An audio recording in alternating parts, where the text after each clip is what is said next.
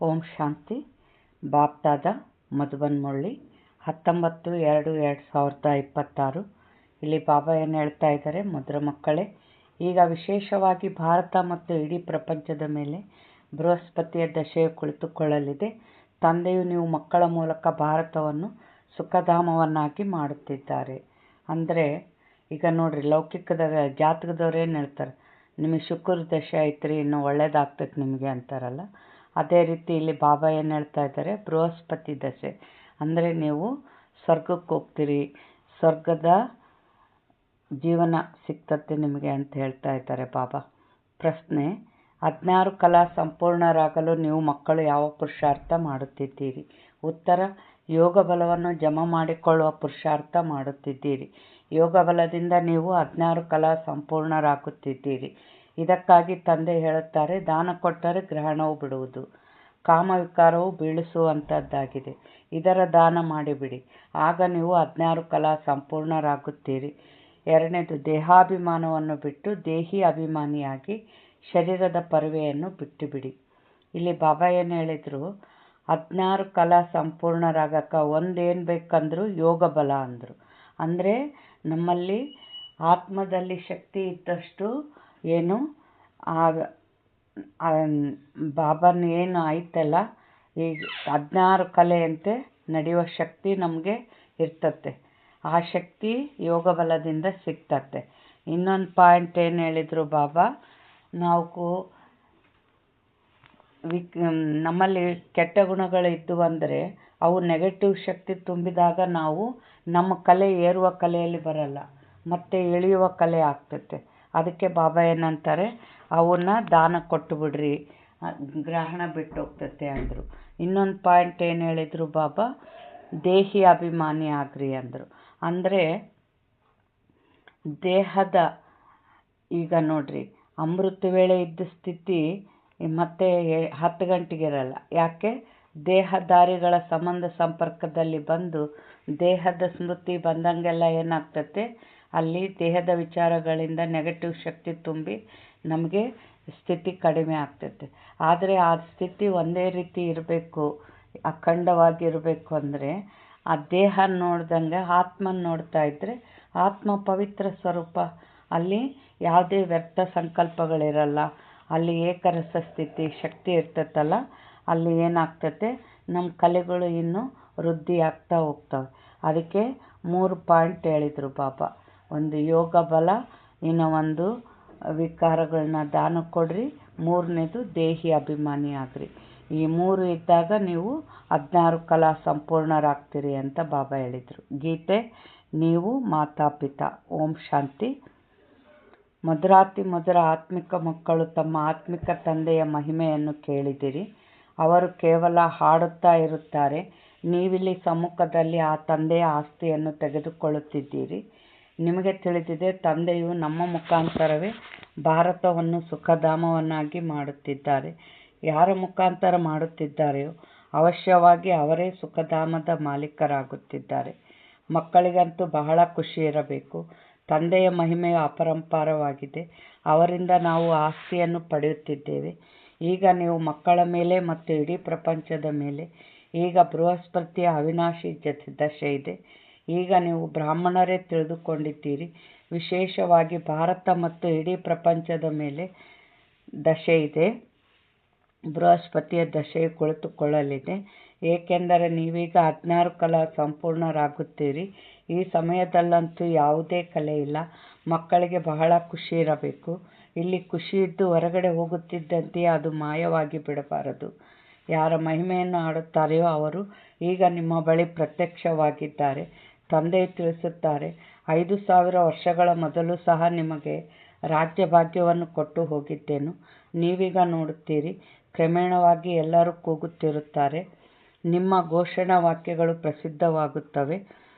ಹೇಗೆ ಇಂದಿರಾ ಗಾಂಧಿ ಹೇಳುತ್ತಿದ್ದರು, ಒಂದು ಧರ್ಮ, ಒಂದು ಭಾಷೆ, ಒಂದು ರಾಜ್ಯವಿರಲಿ ಎಂದು.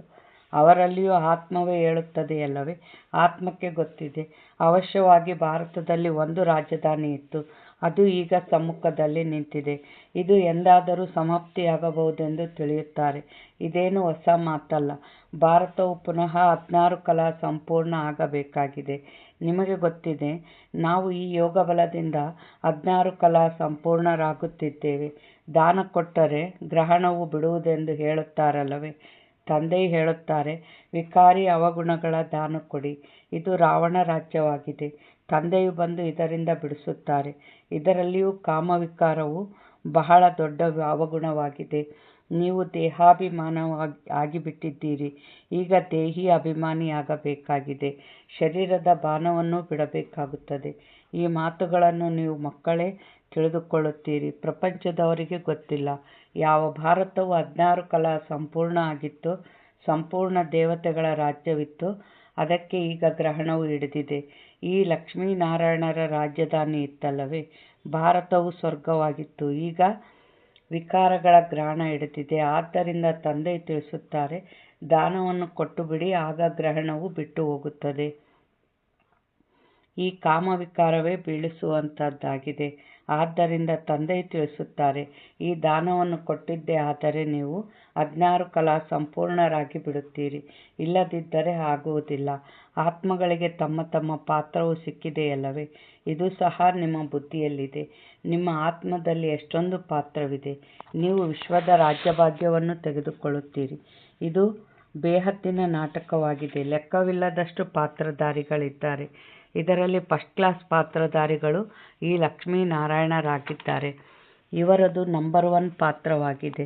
ವಿಷ್ಣುವಿನಿಂದ ಬ್ರಹ್ಮ ಸರಸ್ವತಿ, ಮತ್ತೆ ಬ್ರಹ್ಮ ಸರಸ್ವತಿಯಿಂದ ವಿಷ್ಣುವಾಗುತ್ತಾರೆ. ಏನು ಹೇಳಿದರು ಬಾಬಾ? ವಿಷ್ಣುವಿನಿಂದ ಬ್ರಹ್ಮ ಸರಸ್ವತಿ ಅಂದರೆ ಮೊದಲ ಜನ್ಮ ಏನು? ವಿಷ್ಣು.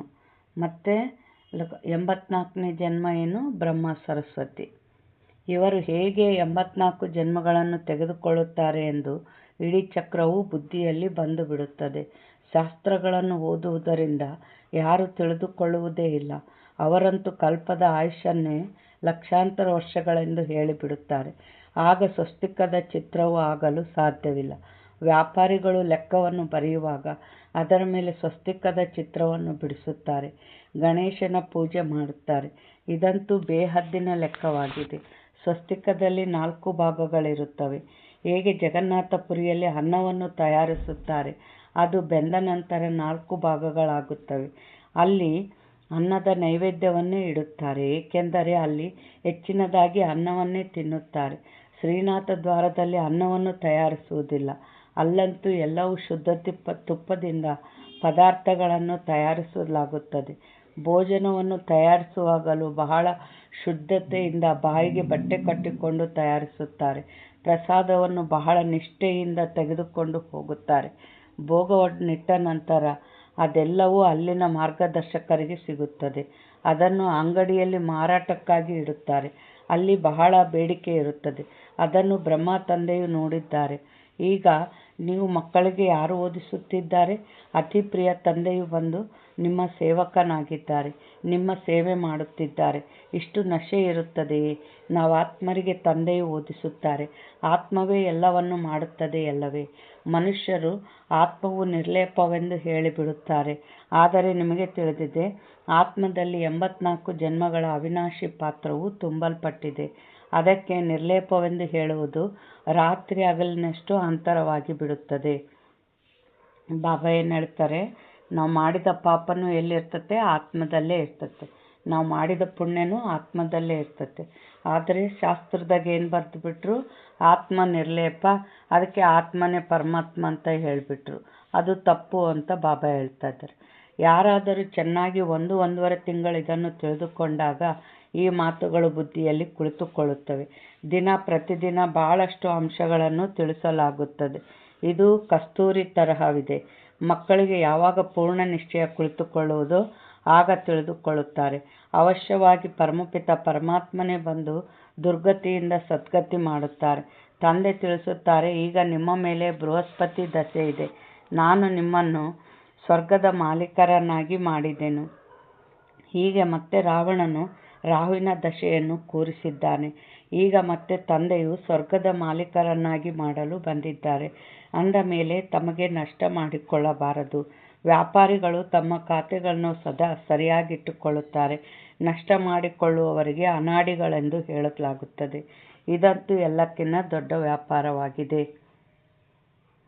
ಬಾಬಾ ಏನು ಹೇಳ್ತಾ ಇದ್ದಾರೆ, ನಷ್ಟ ಮಾಡ್ಕೊಳ್ಳೋರ್ನ ಏನಂತ ಹೇಳ್ತಾರೆ ಅಂದರು ಬಾಬಾ. ಈಗ ನಷ್ಟ ಮಾಡ್ಕೊಳ್ಬಾರ್ದು ಅಂದರು ಬಾಬಾ. ಯಾವಾಗ ನಷ್ಟ ಆಗ್ತತೆ ನಮಗೆ ನೋಡ್ರಿ, ಈಗ ಅಮೃತ ವೇಳೆ ಯೋಗ ಮಾಡ್ತೀವಿ, ಇಡೀ ದಿನ ಎಲ್ಲ ವ್ಯರ್ಥ ಮಾತುಗಳಾಗ ಕಾಲ ಕಳಿತೀವಿ ಅಂದ್ರೆ ಅಲ್ಲೇ ಏನಾಗ್ತತೆ, ತುಂಬ್ಕೊಂಡಿದ್ದೆಲ್ಲ ಸೋರಿ ಹೋಗ್ತತೆ. ಇನ್ನು ಒಂದು ಪಾಯಿಂಟು. ಇನ್ನೊಂದು ಪಾಯಿಂಟ್ ಏನು, ನಾವು ನೆಗೆಟಿವ್ ಮಾತುಗಳಲ್ಲಿ ಹೋಗೋದು ಮತ್ತು ಸಂಘಟನೆಯಲ್ಲಿ ನೆಗೆಟಿವ್ ಮಾತುಗಳನ್ನು ಹರಡೋದು, ಅದು ನಮಗೆ ನಷ್ಟ ಮಾಡ್ತತೆ. ಮತ್ತು ಇನ್ನೇನು, ಈಗ ನಾವು ಸಂಘಟನೆಯಲ್ಲಿ ಯೋಗ ಮಾಡುವಾಗ ನಿದ್ದೆ ಮಾಡೋದು, ಅದು ಕೂಡ ನಮಗೆ ನಷ್ಟನೇ. ಯಾಕಂದರೆ ಅಲ್ಲಿ ವೈಬ್ರೇಷನ್ ಕೆಡಿಸ್ತೀವಿ. ಇವೆಲ್ಲ ಏನು ನಮಗೆ ನಷ್ಟ ಮಾಡ್ತಾವೆ. ಈ ಥರ ಇರಬಾರ್ದು. ಆಗ ನಮ್ದು ಏನಾಗ್ತತೆ, ಏರುವ ಕಲೆಯಲ್ಲಿ ಬರ್ತತೆ. ಬಾಬಾ ಏನು ಹೇಳ್ತಾ ಇದ್ದಾರೆ, ಈಗ ನಿಮ್ಮದು ಸತ್ಯ ವ್ಯಾಪಾರವಾಗುತ್ತಿದೆ. ಇದು ಎಲ್ಲಕ್ಕಿಂತ ದೊಡ್ಡ ವ್ಯಾಪಾರವಾಗಿದೆ. ಕೆಲವರೇ ವಿರಳ ವ್ಯಾಪಾರಿಗಳು ಈ ವ್ಯಾಪಾರ ಮಾಡುವರು. ಇದೇ ಅವಿನಾಶಿ ವ್ಯಾಪಾರವಾಗಿದೆ. ಮತ್ತೆಲ್ಲ ವ್ಯಾಪಾರಗಳು ಮಣ್ಣು ಪಾಲಾಗುತ್ತವೆ. ಈಗ ನಿಮ್ಮದು ಸತ್ಯ ವ್ಯಾಪಾರವಾಗುತ್ತಿದೆ. ತಂದೆಯು ಜ್ಞಾನಸಾಗರ, ಸೌದಾಗರ, ರತ್ನಾಕರನಾಗಿದ್ದಾರೆ. ಪ್ರದರ್ಶನಿಯಲ್ಲಿ ಎಷ್ಟೊಂದು ಮಂದಿ ಬರುತ್ತಾರೆ. ಸೇವಾ ಕೇಂದ್ರಕ್ಕೆ ಕೆಲವರೇ ಬರುತ್ತಾರೆ. ಭಾರತವಂತೂ ಬಹಳ ವಿಸ್ತಾರವಾಗಿದೆಯಲ್ಲವೇ. ಎಲ್ಲ ಸ್ಥಾನಗಳಿಗೆ ನೀವು ಹೋಗಬೇಕಾಗಿದೆ. ನೀರಿನ ಗಂಗೆಯು ಇಡೀ ಭಾರತದಲ್ಲಿದೆಯಲ್ಲವೇ. ಇದನ್ನು ನೀವು ತಿಳಿಸಬೇಕಾಗಿದೆ. ಪತಿತ ಪಾವನನು ಯಾವುದೇ ನೀರಿನ ಗಂಗೆಯಲ್ಲ. ನೀವು ಜ್ಞಾನ ಗಂಗೆಯರೇ ಹೋಗಬೇಕಾಗಿದೆ. 4 ಕಡೆ ಮೇಳ ಪ್ರದರ್ಶನಗಳು ಆಗುತ್ತಿರುತ್ತವೆ. ದಿನ ಪ್ರತಿದಿನ ಚಿತ್ರಗಳೂ ತಯಾರಾಗುತ್ತಿರುತ್ತವೆ. ನೋಡುತ್ತಿದ್ದಂತೆಯೇ ಅವರಿಗೆ ಆನಂದವಾಗುವಷ್ಟು ಶೋಭಾಯಮಾನವಾದ ಚಿತ್ರಗಳಾಗಿರಬೇಕು. ಇವರು ಸರಿಯಾಗಿ ತಿಳಿಸುತ್ತಾರೆ.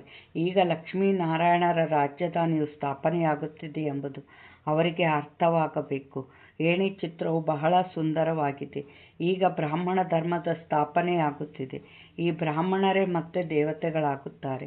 ನೀವೀಗ ಪುರುಷಾರ್ಥ ಮಾಡುತ್ತಿದ್ದೀರಿ ಅಂದಾಗ ಹೃದಯದಲ್ಲಿ ತಮ್ಮೊಂದಿಗೆ ಕೇಳಿಕೊಳ್ಳುತ್ತಾ ಇರಿ, ನಿನ್ನಲ್ಲಿ ಯಾವುದೇ ಚಿಕ್ಕ ಪುಟ್ಟ ಮುಳ್ಳಂತೂ ಇಲ್ಲವೇ, ಕಾಮದ ಮುಳ್ಳಂತೂ ಇಲ್ಲವೇ. ಕ್ರೋಧದ ಚಿಕ್ಕ ಮುಳ್ಳು ಸಹ ಬಹಳ ಕೆಟ್ಟದಾಗಿದೆ. ದೇವತೆಗಳು ಎಂದೂ ಕ್ರೋಧಿಗಳಾಗುವುದಿಲ್ಲ. ಶಂಕರನು ಕಣ್ಣು ತೆರೆದ ಕೂಡಲೇ ವಿನಾಶವಾಗುತ್ತದೆ ಎಂದು ತೋರಿಸುತ್ತಾರೆ. ಇದು ಶಂಕರನ ಮೇಲೆ ಒಂದು ಕಳಂಕವನ್ನು ಹೊರಿಸಿದ್ದಾರೆ. ವಿನಾಶವಂತೂ ಆಗಲೇಬೇಕಾಗಿದೆ. ನೋಡ್ರಿ, ಶಂಕರನ 3ನೇ ಕಣ್ಣು ತೆಗೆದಾಗ ವಿನಾಶ ಆಗಲ್ಲ. ನಾವು ಆತ್ಮಗಳಿಗೆ ಯಾವಾಗ ಜ್ಞಾನದ 3ನೇ ನೇತ್ರ, ಆತ್ಮದ ಜ್ಞಾನ ಸಿಕ್ಕಿತೋ ಆಗ ಏನಾಗ್ತತೆ, ಯಾವಾಗ ನಾವು ದೈವಶಕ್ತಿ ತುಂಬ್ಕೊಳ್ಳಂಗಲ್ಲ, ಈ ಪಾಪದ ಜಗತ್ತು ವಿನಾಶದ ಜ್ವಾಲೆ ಪ್ರಜ್ವಲಿತವಾಗಿ ಈ ಜಗತ್ತು ವಿನಾಶ ಆಗ್ತತೆ. ಆದರೆ ಬಾಬಾ ಏನು ಹೇಳ್ತಾರೆ, ಶಂಕರನಿಗೆ ಕಳಂಕ ಹೊರಿಸ್ಬಿಟ್ಟಾರೆ ಅಂತಾರೆ ಬಾಬಾ.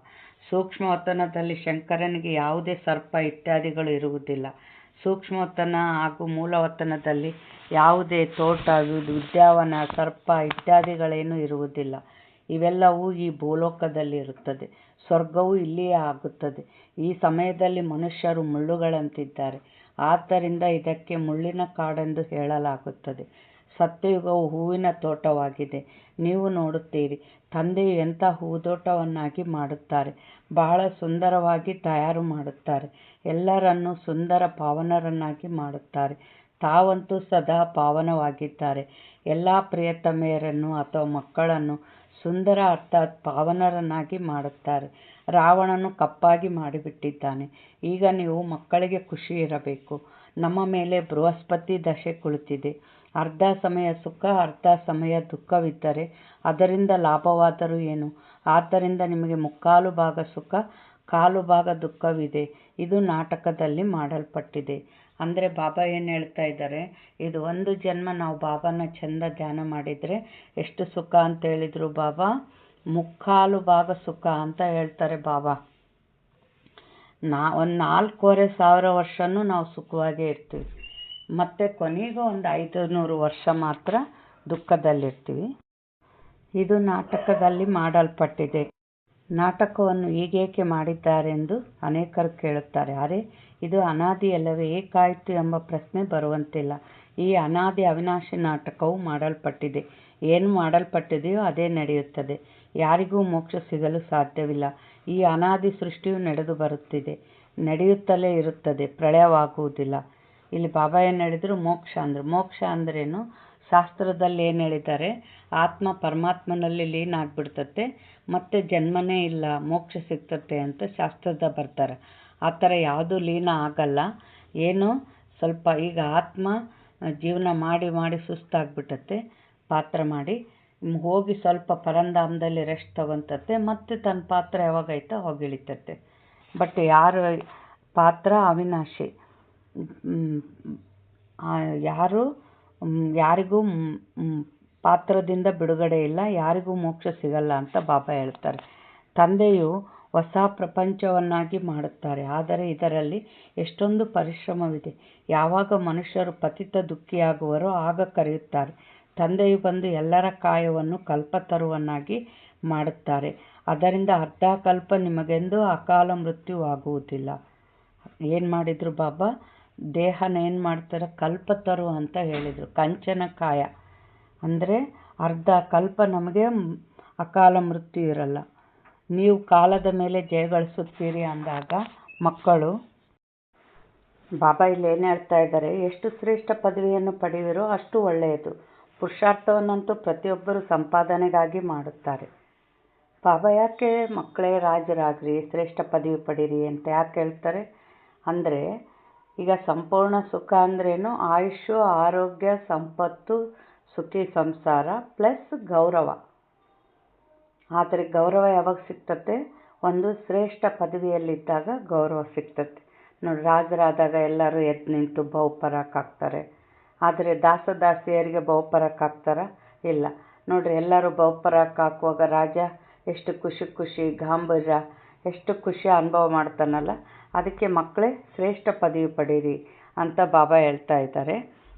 ಈಗ ಕಟ್ಟಿಗೆ ಮಾರುವವರು ಕೂಡ ಹೆಚ್ಚು ಸಂಪಾದನೆ ಮಾಡಬೇಕು ಎಂದು ಹೇಳುತ್ತಾರೆ. ಕೆಲವರು ಮೋಸದಿಂದಲೂ ಸಂಪಾದಿಸುತ್ತಾರೆ. ಹಣದ ಮೇಲೆ ಆಪತ್ತಿದೆ. ಸತ್ಯಯುಗದಲ್ಲಂತೂ ನಿಮ್ಮ ಹಣವನ್ನು ಯಾರೂ ಲೂಟಿ ಮಾಡಲು ಸಾಧ್ಯವಿಲ್ಲ. ನೋಡಿ, ಈ ಪ್ರಪಂಚದಲ್ಲಿ ಏನೇನಾಗುತ್ತಿದೆ, ಅಲ್ಲಿ ಇಂತಹ ಯಾವುದೇ ದುಃಖದ ಮಾತಿರುವುದಿಲ್ಲ. ಈಗ ನೀವು ತಂದೆಯಿಂದ ಇಷ್ಟೊಂದು ಆಸ್ತಿಯನ್ನು ಪಡೆಯುತ್ತೀರಿ ಅಂದ ಮೇಲೆ ತಮ್ಮ ಪರಿಶೀಲನೆ ಮಾಡಿಕೊಳ್ಳಿ. ನಾವು ಸ್ವರ್ಗದಲ್ಲಿ ಹೋಗಲು ಯೋಗ್ಯರಾಗಿದ್ದೇವೆಯೇ? ಮನುಷ್ಯರು ಅನೇಕ ತೀರ್ಥಯಾತ್ರೆಯನ್ನು ಮಾಡುತ್ತಿರುತ್ತಾರೆ, ಸಿಗುವುದೇನೂ ಇಲ್ಲ. 4 ಧಾಮಗಳನ್ನು ಸುತ್ತಿದೆವು, ಆದರೂ ಭಗವಂತನಿಂದ ದೂರವೇ ಉಳಿದೆವು ಒಂದು ಗೀತೆಯೂ ಇದೆಯಲ್ಲವೇ? ಈಗ ತಂದೆಯು ನಿಮಗೆ ಇಷ್ಟು ಒಳ್ಳೆಯ ಯಾತ್ರೆಯನ್ನು ಕಲಿಸುತ್ತಾರೆ, ಇದರಲ್ಲಿ ಯಾವುದೇ ಕಷ್ಟವಿಲ್ಲ. ಬಾಬಾ ಏನು ಹೇಳ್ತಾ ಇದ್ದಾರೆ? 4 ಧಾಮ ಅಂದರೆ ಅವು ಯಾವ ಇದ್ದಾವೆ? ಹರಿದ್ವಾರ, ಋಷಿಕೇಶಿ, ಇದು ಪೂರಿ ಜಗನ್ನಾಥ, ಯಾವ 4 ಇದ್ದಾವೆ. ಅವನ್ನ 4 ತಿರುಗೋದು ಒಂದು ಭಕ್ತಿ ಮಾರ್ಗದಲ್ಲಿ ಒಂದು ನಿಯಮ. ಅದು ನಿಮ್ಗೆ ಅಷ್ಟೆಲ್ಲ ಕಷ್ಟಪಟ್ಟು ಇಡೀ ಭಾರತ ಎಲ್ಲ ತಿರುಗಿದ್ರು ಅವ್ರಿಗೇನನ್ನು ಭಗವಂತ ಸಿಕ್ಕನ? ಇಲ್ಲ. ಆದರೆ ನಮ್ಗೆ ಯಾತ್ರೆ ದುಡ್ಡಿನ ಖರ್ಚಿಲ್ಲ, ಆ ದೇಹದಿಂದ ಶ್ರಮನೂ ಇಲ್ಲ. 1 ಸೆಕೆಂಡಿಗೆ ಪರಂಧಾಮಕ್ಕೆ ಹೋಗ್ಬಿಡ್ತೀವಿ. ಈ ಯಾತ್ರೆಯಿಂದ ನಾವೇನು ಪಡಿತೀವಿ? ಸ್ವರ್ಗದ ಆಸ್ತಿನ ಪಡಿತಾ ಇದ್ದೀವಿ. ಬಾಬಾ ಇಲ್ಲೇನು ಹೇಳ್ತಾ ಇದ್ದಾರೆ? ಈಗ ನನ್ನನ್ನು ನೆನಪು ಮಾಡಿರಿ, ಆಗ ವಿಕರ್ಮಗಳು ವಿನಾಶವಾಗುತ್ತವೆ. ಬಹಳ ಒಳ್ಳೆಯ ವ್ಯಕ್ತಿಯನ್ನು ತಿಳಿಸುತ್ತೇವೆ, ಮಕ್ಕಳು ಕೇಳಿಸಿಕೊಳ್ಳುತ್ತೀರಿ. ಇದು ನಾನು ಲೋನಾಗಿ ತೆಗೆದುಕೊಂಡಿರುವ ಶರೀರವಾಗಿದೆ. ಈ ತಂದೆಗೆ ಎಷ್ಟೊಂದು ಖುಷಿ ಇದೆ. ನನ್ನ ಶರೀರವನ್ನು ತಂದೆಗೆ ಲೋನಾಗಿ ಕೊಟ್ಟಿದ್ದೇನೆ. ತಂದೆಯು ನನ್ನನ್ನು ವಿಶ್ವದ ಮಾಲೀಕರನ್ನಾಗಿ ಮಾಡುತ್ತಾರೆ. ಭಾಗ್ಯಶಾಲಿ ರಥವೆಂದು ಹೆಸರು ಇದೆ. ಈಗ ನೀವು ಮಕ್ಕಳು ರಾಮಪುರಿಯಲ್ಲಿ ಹೋಗುವುದಕ್ಕಾಗಿ ಪುರುಷಾರ್ಥ ಮಾಡುತ್ತಿದ್ದೀರಿ. ಅಂದ ಮೇಲೆ ಪೂರ್ಣ ಪುರುಷಾರ್ಥದಲ್ಲಿ ತೊಡಗಬೇಕು. ಮುಳ್ಳಾಗುವುದಕ್ಕೆ? ನೀವು ಬ್ರಾಹ್ಮಣಿಯರಾಗಿದ್ದೀರಿ. ಎಲ್ಲರ ಆಧಾರವು ಮುರಳಿಯ ಮೇಲಿದೆ. ನಿಮಗೆ ಮುರಳಿ ಸಿಗಲಿಲ್ಲವೆಂದರೆ ನೀವು ಶ್ರೀಮತವನ್ನು ಎಲ್ಲಿಂದ ತರುತ್ತೀರಿ? ಕೇವಲ ಬ್ರಾಹ್ಮಣಿಯೇ ಮುರಳಿಯನ್ನು ತಿಳಿಸಬೇಕೆಂದಲ್ಲ, ಯಾರು ಬೇಕಾದರೂ ಮುರಳಿಯನ್ನು ತಿಳಿಸಬಹುದು. ಆದ್ದರಿಂದ ಇಂದು ನೀವು ತಿಳಿಸಿ ಎಂದು ಹೇಳಬೇಕು.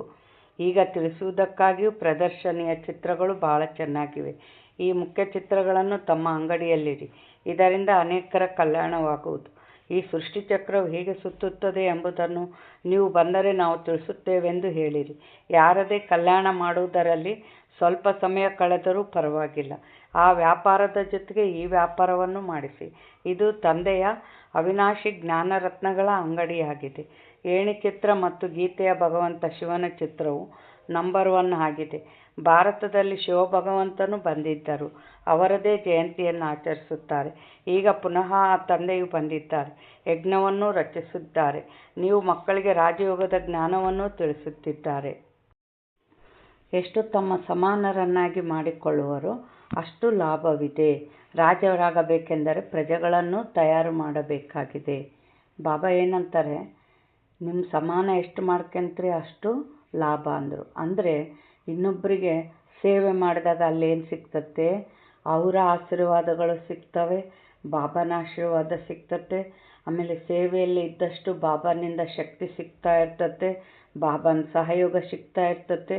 ಇವೆಲ್ಲದರಿಂದ ನಮ್ಮದು ಎಂಥ ಪುರುಷಾರ್ಥ ಆಗ್ತತೆ, ಶ್ರೇಷ್ಠ ಪದವಿ ಪಡೆಯುವಂಥ ಪುರುಷಾರ್ಥ ಆಗ್ತತೆ. ಮತ್ತು ರಾಜರಾಗಬೇಕಂದ್ರೆ ಪ್ರಜೆಗಳು ಬೇಕಲ್ಲ, ನೀವೇ ಪ್ರಜೆಗಳನ್ನ ರೆಡಿ ಮಾಡ್ಕೋಬೇಕು ಅಂತ ಹೇಳ್ತಾರೆ ಬಾಬಾ. ಪ್ರದರ್ಶನಿಯಲ್ಲಿ ಎಷ್ಟೊಂದು ಮಂದಿ ಬರುತ್ತಾರೆ, ಅವರೆಲ್ಲರೂ ಪ್ರಜೆಗಳಾಗುತ್ತಾ ಹೋಗುವರು. ಏಕೆಂದರೆ ಈ ಅವಿನಾಶಿ ಜ್ಞಾನದ ವಿನಾಶವಂತೂ ಆಗುವುದಿಲ್ಲ. ಅಂದರೆ ನಾವು ಪ್ರದರ್ಶನಿಯಲ್ಲಿ ಹೇಳ್ತೀವಲ್ಲ, ಕೆಲವರೇನು ಎಷ್ಟು ಹೇಳಿದ್ರು ಯಾರೇನು ಬರೋದಿಲ್ಲ, ಏನಿಲ್ಲ, ಬರೋದಿಲ್ಲ ಏನಿಲ್ಲ ಅಂಥೇಳಿ ಈ ಥರ ಸಂಕಲ್ಪ ಮಾಡ್ತಿರ್ತಾರೆ. ಅಲ್ಲಿ ಪ್ರದರ್ಶನಿ ಇರೋದು ಎಲ್ಲರೂ ಜ್ಞಾನಕ್ಕೆ ಬರಬೇಕು ಅನ್ನೋದಲ್ಲ. ಇನ್ನೊಂದು ಪಾಯಿಂಟ್ ಏನಿರ್ತದಂದರೆ, ಎಲ್ಲರಿಗೆ ಭಗವಂತ ನಿರಾಕಾರ ಅನ್ನೋದಾದರೂ ಗೊತ್ತಾಗಬೇಕಲ್ಲ. ಯಾಕೆಂದರೆ ದೇವತೆ ಯಾರಿಗೇನು ತಿಳಿತೋ ಅದು ಭಗವಂತ ಅನ್ಕೊಂತ ಹೋಗ್ಬಿಟ್ಟಾರೆ. ಆತ್ಮನೇ ಪರಮಾತ್ಮ ಅಂತಾರೆ, ಎಲ್ಲ ಕಡೆ ಅದನ್ನು ಅಂತಾರೆ, ದೇವತೆಗಳನ್ನ ಭಗವಂತ ಅಂತಾರೆ. ತಪ್ಪು ಅಜ್ಞಾನದಲ್ಲಿದ್ದಾರಲ್ಲ. ಅಟ್ಲೀಸ್ಟ್ ನಿರಾಕಾರ ಭಗವಂತ ಪರಂಧಾಮದಲ್ಲಿ ಇದ್ದಾನೆ ಅನ್ನೋ ಜ್ಞಾನ ಗೊತ್ತಾಗಬೇಕಲ್ಲ. ಅವಿನಾಶಿ ಜ್ಞಾನ ಅಂತಾರೆ ಬಾಬಾ. ಯಾಕಂದರೆ ಎಲ್ಲರಿಗೆ ಗೊತ್ತು ಭಗವಂತ ಅಂದರೆ ಮೇಲೆ ನೋಡ್ತಾರೆ. ಅಂದರೆ ಈ 5,000 ವರ್ಷಕ್ಕೊಮ್ಮೆ ಅವರಿಗೆ ಗೊತ್ತಾಗಬೇಕಲ್ಲ. ಅದಕ್ಕೆ ಅಲ್ಲಿ ಎಲ್ಲರಿಗೆ ನಿರಾಕಾರ ಭಗವಂತ ಅನ್ನೋದು ಗೊತ್ತಾಗಲಿ ಅಂತ ಅದು ಪ್ರದರ್ಶನಿ ಇರ್ತತೆ. ನಾವು ಎಲ್ಲದನ್ನು ಏನು ಮಾಡಬೇಕು, ಒಂದು ಸ್ಥಿತಿಯಿಂದ ಒಳ್ಳೆ ಶುಭ ಸಂಕಲ್ಪದಿಂದ ಸೇವೆ ಮಾಡ್ತಾ ಇರಬೇಕು. ಇವ್ರು ಬರೋದಿಲ್ಲ, ಇದು ಹೇಳಿದ್ರೆ ಎಷ್ಟು ಹೇಳಿದ್ರೆ ಅಷ್ಟೇ, ಈ ಥರ ಸಂಕಲ್ಪಗಳು ನಮ್ಮಲ್ಲಿ ಇರಬಾರ್ದು. ಬಾಬಾ ಏನು ಹೇಳ್ತಾ ಇದ್ದಾರೆ, ಈಗ ನಾವು ಪವಿತ್ರರಾಗಿ ಪವಿತ್ರ ಪ್ರಪಂಚದ ಮಾಲೀಕರಾಗಬೇಕೆಂಬುದು ಬುದ್ಧಿಯಲ್ಲಿ ಬಂದು ಬಿಡುವುದು. ಹೆಚ್ಚು ಪುರುಷಾರ್ಥ ಮಾಡಿದರೆ ಶ್ರೇಷ್ಠ ಪದವಿಯನ್ನು ಪಡೆಯುವಿರಿ. ಇಲ್ಲದಿದ್ದರೆ ಪ್ರಜೆಗಳಲ್ಲಿಯೂ ಕಡಿಮೆ ಪದವಿಯಾಗುವುದು. ಪ್ರಜೆಗಳಲ್ಲಿಯೂ ಕಡಿಮೆ ಪದವಿ ಅಂದರೆ ದಾಸಿ ಪದವಿ ಮತ್ತು ಚಾಂಡಾಲರ ಪದವಿ. ನಂಬರ್ 1 ಅಂತೂ ಇರುತ್ತಾರಲ್ಲವೇ. ರಾಮರಾಜ್ಯದ ಸ್ಥಾಪನೆಯಾಗುತ್ತಿದೆ. ರಾವಣ ರಾಜ್ಯದ ವಿನಾಶವಾಗಿ ಬಿಡುವುದು. ಸತ್ಯಯುಗದಲ್ಲಿ ದೇವತೆಗಳೇ ಇರುತ್ತಾರೆ. ತಂದೆ ತಿಳಿಸಿದ್ದಾರೆ, ನೆನಪಿನ ಯಾತ್ರೆಯಿಂದ ನೀವು ಸತೋಪ್ರಧಾನ ಪ್ರಪಂಚದ ಮಾಲೀಕರಾಗುತ್ತೀರಿ. ರಾಜ ಪ್ರಜೆ ಎಲ್ಲರೂ ಮಾಲೀಕರಾಗುತ್ತಾರೆ. ನಮ್ಮ ಭಾರತವು ಎಲ್ಲಕ್ಕಿಂತ ಶ್ರೇಷ್ಠವಾಗಿದೆ ಎಂದು ಪ್ರಜೆಗಳು ಹೇಳುವರು. ಅವಶ್ಯವಾಗಿ ಭಾರತವು ಶ್ರೇಷ್ಠವಾಗಿತ್ತು. ಆಗ ಆ ರೀತಿ ಇತ್ತೇ? ಇಲ್ಲ. ತಂದೆಯೇ ಬಂದು ರಾಜರಿಗೂ ರಾಜರನ್ನಾಗಿ ಮಾಡುತ್ತಾರೆ. ತಂದೆ ತಿಳಿಸುತ್ತಾರೆ, ನಾನು ನಿಮ್ಮನ್ನು ಸೂರ್ಯವಂಶಿ ರಾಜರಾಣಿಯನ್ನಾಗಿ ಮಾಡುತ್ತೇನೆ. ಅವರಿಗೆ ವಿಕಾರಿ ರಾಜರು ಸಹ ನಮಸ್ಕಾರ ಮಾಡುತ್ತಾರೆ. ಆದ್ದರಿಂದ ಸ್ವರ್ಗದ ಮಹಾರಾಜ ಮಹಾರಾಣಿಯಾಗುವ ಪೂರ್ಣ ಪುರುಷಾರ್ಥ ಮಾಡಬೇಕು. ತಂದೆಯು ಯಾವುದೇ ಮನೆ ಇತ್ಯಾದಿ ಕಟ್ಟುವುದನ್ನು ನಿರಾಕರಿಸುವುದಿಲ್ಲ. ಬಲೆ ಕಟ್ಟಿಸಿ, ಹಣವಂತೂ ಮಣ್ಣು ಪಾಲಾಗುತ್ತದೆ. ಅಂದ ಮೇಲೆ ಇದರಿಂದ ಮನೆಯನ್ನು ಕಟ್ಟಿಸಿ ಆರಾಮಾಗಿರಿ. ಹಣವನ್ನು ಕೆಲಸದಲ್ಲಿ ತೊಡಗಿಸಬೇಕು. ಮನೆಗಳನ್ನು ಕಟ್ಟಿಸಿ ತಿನ್ನುವುದಕ್ಕಾಗಿಯೂ ಇಟ್ಟುಕೊಳ್ಳಿ. ಮನುಷ್ಯರು ದಾನ ಪುಣ್ಯವನ್ನು ಮಾಡುತ್ತಾರೆ. ಹೇಗೆ ಕಾಶ್ಮೀರ ರಾಜನು ತನ್ನ ಸಂಪತ್ತನ್ನೆಲ್ಲ ಆರ್ಯ ಸಮಾಜಗಳಿಗೆ ದಾನ ಕೊಟ್ಟು ಬಿಟ್ಟರು. ಎಲ್ಲರೂ ತಮ್ಮ ಧರ್ಮ ಜಾತಿಗಾಗಿ ಮಾಡುತ್ತಾರಲ್ಲವೇ. ಇಲ್ಲಂತೂ ಆ ಮಾತಿಲ್ಲ. ಎಲ್ಲರೂ ಮಕ್ಕಳಾಗಿದ್ದೀರಿ. ಜಾತಿ ಮೊದಲಾದವುಗಳ ಮಾತಿಲ್ಲ. ಅದೆಲ್ಲವೂ ದೇಹದ ಜಾತಿಗಳಾಗಿವೆ. ನಾನಂತೂ ನೀವು ಆತ್ಮರಿಗೆ ಪವಿತ್ರರನ್ನಾಗಿ ಮಾಡಿ ವಿಶ್ವದ ರಾಜ್ಯಭಾಗ್ಯವನ್ನು ಕೊಡುತ್ತೇನೆ. ಡ್ರಾಮಾನುಸಾರ ಭಾರತವಾಸಿಗಳೇ ರಾಜ್ಯಭಾಗ್ಯವನ್ನು ತೆಗೆದುಕೊಳ್ಳುತ್ತೀರಿ. ಈಗ ನೀವು ಮಕ್ಕಳಿಗೆ ತಿಳಿದಿದೆ, ನಮ್ಮ ಮೇಲೆ ಬೃಹಸ್ಪತಿ ದಶೆಯು ಕುಳಿತಿದೆ. ಶ್ರೀಮತವು ಹೇಳುತ್ತದೆ, ನನ್ನೊಬ್ಬನನ್ನೇ ನೆನಪು ಮಾಡಿ, ಮತ್ಯಾವುದೇ ಮಾತಿಲ್ಲ. ಭಕ್ತಿ ಮಾರ್ಗದಲ್ಲಿ ವ್ಯಾಪಾರಿಗಳು ಅಲ್ಪ ಸ್ವಲ್ಪ ದಾನ ಧರ್ಮಕ್ಕಾಗಿ ತೆಗೆಯುತ್ತಾರೆ. ಅದರ ಫಲವು ಮುಂದಿನ ಜನ್ಮದಲ್ಲಿ ಅಲ್ಪ ಕಾಲಕ್ಕಾಗಿ ಸಿಗುತ್ತದೆ. ಈಗಂತೂ ನಾನು ಡೈರೆಕ್ಟ್ ಬಂದಿದ್ದೇನೆ ಅಂದ ಮೇಲೆ ನೀವು ಈ ಕಾರ್ಯದಲ್ಲಿ ತೊಡಗಿಸಿ. ನನಗಂತೂ ಏನೂ ಬೇಕಿಲ್ಲ.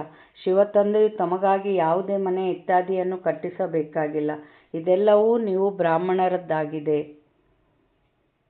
ಬಾಬಾ ಇಲ್ಲಿ ಏನು ಹೇಳ್ತಾ ಇದ್ದಾರೆ, ನಾವು ಇಲ್ಲಿ ಧನ ಸೇವೆ ಮಾಡ್ತೀವಲ್ಲ, ಆದರೆ ಬಾಬಾಗಲ್ಲ ಮಾಡೋದು, ನಮ್ಮ ವ್ಯವಸ್ಥೆಗೆ.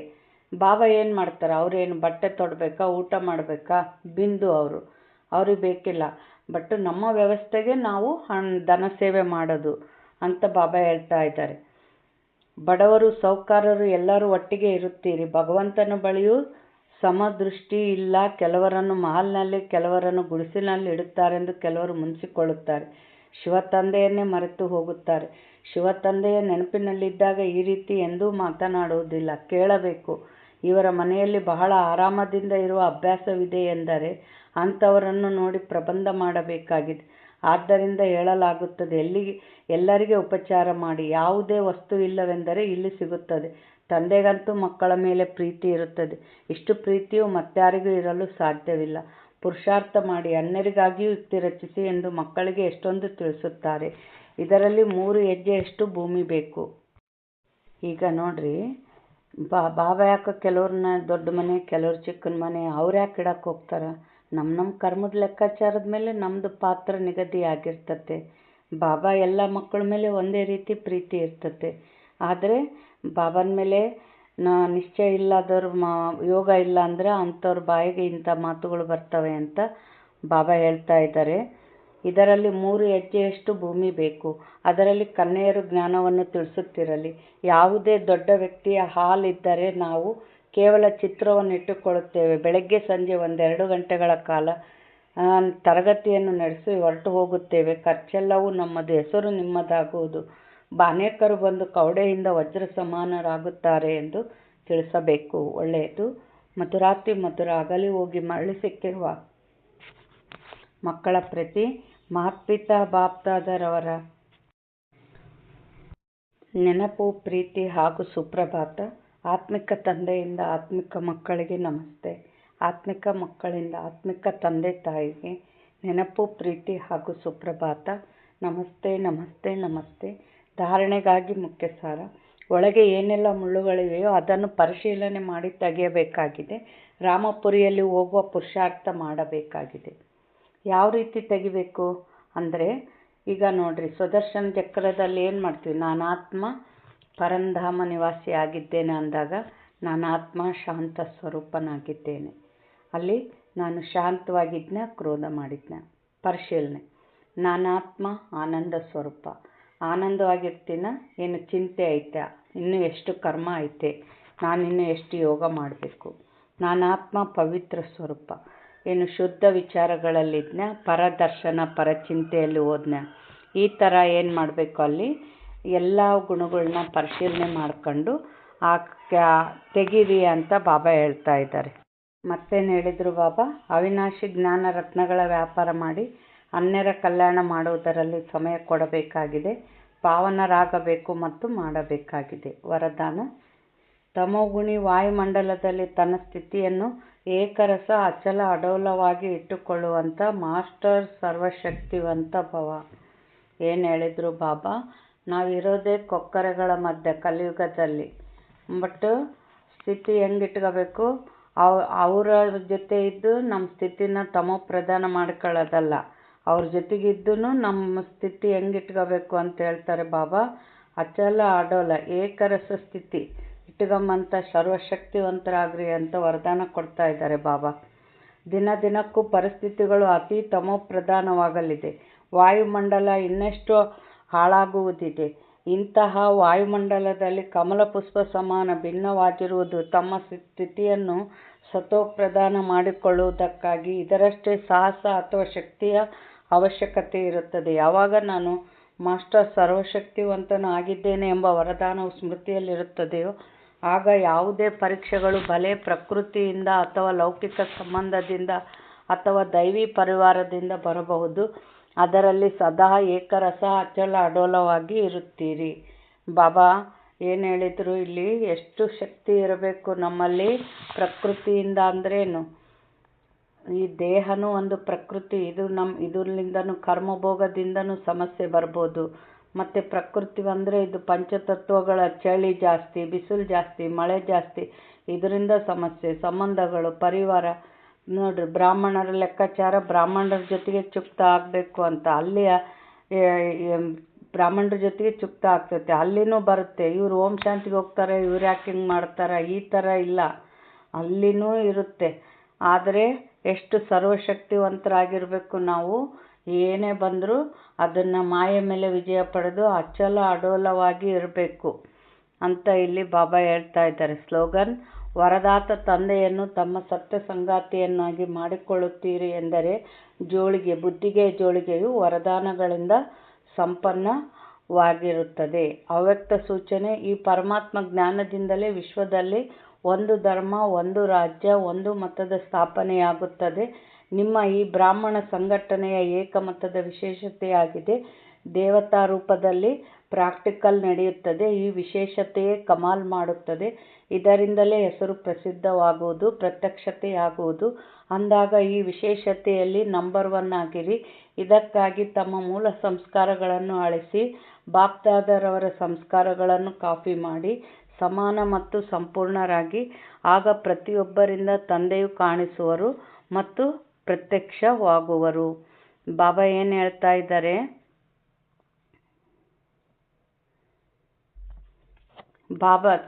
ಬಾಬಾನಲ್ಲಿ ಏನು ಸಂಸ್ಕಾರ ಇದೆಯೋ ಅದೇ ಸಂಸ್ಕಾರ ನಮ್ಮ ಸಂಸ್ಕಾರನ ಮಾಡ್ಕೊಂಡಾಗ ತಂದೆಯ ಪ್ರತ್ಯಕ್ಷತೆ ಆಗ್ತತೆ ಅಂತ ಬಾಬಾ ಹೇಳ್ತಾರೆ. ಒಳ್ಳೆಯದು. ಓಂ ಶಾಂತಿ.